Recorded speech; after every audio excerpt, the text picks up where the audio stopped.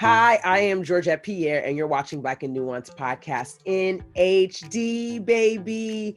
This is actually an extension of my podcast of the same name, and I just wanted to do something different because of Rona. For those that are curious, right? Like, we've had the pleasure of working with Rickey and experiencing all of him.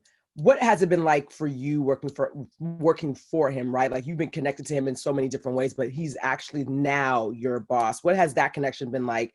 And then maybe even any insight for those that are looking to do some of the things that you do, because you're an associate producer for his morning show, but you also have been doing Twan 360 and building your own kind of media brand per se. Absolutely. There has not been a major difference in that sense of who he is and what I've realized, and my perspective of him hasn't changed. He is still transparent. He is still completely open. He is still honest. He is still brutally honest. He is still Rickey Smiley. Nothing has changed. I just have a better insight. I just have a little bit more knowledge, and I'm able to absorb the knowledge more often versus, seeing him once every 3 months or once every 4 months. It's come to a point now, like, if I'm on hard drive, like, he's just been filling it up, and like, I just feel like it's unlimited space because every day, every hour, every moment is something different, and it's always something useful. Whether it's him talking about something that he did in the kitchen, something that he experienced growing up, it has been phenomenal. And the more I think about it, I'm like, I just feel like it's something out of the movies. Georgette, this man is a CEO. He is a chief executive officer for his company. He runs an entire company. Absolutely. And I know the CEO, like, how long I've been working for quote unquote corporate America and getting emails and getting brochures and getting memos and all that. And it, has a stamp of someone's signature, and at the bottom it says CEO.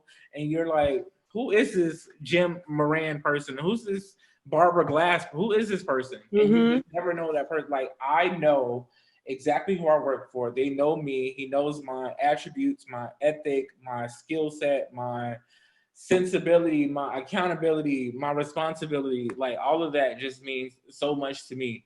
So as far as someone that's out there that may be interested in doing some of the things that I'm doing, I've always told people, even when I didn't, I've always said, believe. And if you believe, you will achieve. As cliche as it sounds, as corny as we have all thought it to be, if you believe it, you can achieve it. So in that sense, it's like, okay, if you believe it, you can achieve it, but you can't achieve it just by sitting around. You just can't achieve it just by having one conversation, follow up. You can't just achieve it by doing one post.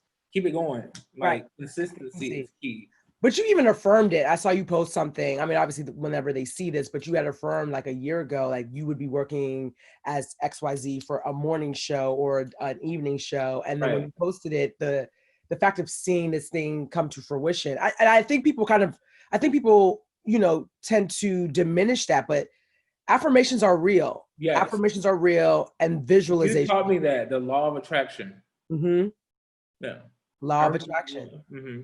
It's real. It's definitely real. I love that. I mean, to your point, like he was always a walking book of knowledge from his own personal experiences. And I think with you working with him directly, I think you like how you were saying, like the things that we were already getting, the gems that we were already getting, but now on a consistent basis, and him believing in you and seeing what you're building, he's pouring into that. And it's not enough to say that you want to be around people that are going to pour into you. Because a lot of times, and what we're seeing in corporate America, right, we feel like a lot of people that I've spoken to, people of color, they got let go from these white spaces and these corporate companies. And it's like, we need to support our own, build our own. Absolutely. Really pour back into our own ecosystem.